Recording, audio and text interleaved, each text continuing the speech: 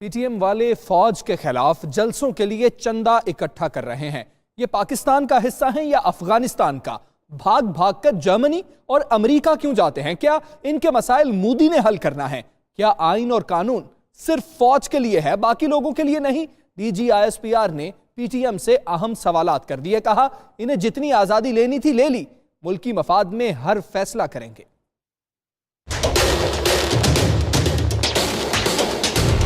22 मार्च 2018 को एनडीएस ने इनको एहतजाज जारी रखने के लिए कितने पैसे दिए? इस्लामाबाद में धरने के लिए जो सबसे पहला इनका धरना था, उसके लिए राह ने इनको कितने पैसे दिए, किस तरीके से पहुंचे और कहां इन्होंने इस्तेमाल किए? 8 अप्रैल 2018 को जो कंधार में इंडियन कौंसलेट है, उसमें मंजूर पश्तीन का कौन सा रिश्तेदार था जो उस कौंसलेट में गया, उससे मुलाकात हुई, साथ एक दोस्त भी था? कितने पैसे दिए और वो पाकिस्तान कैसे आए? हवाला हुंडी के जरिए अफगानिस्तान और दुबई से कितना पैसा आ रहा है, ये बताएं जरा।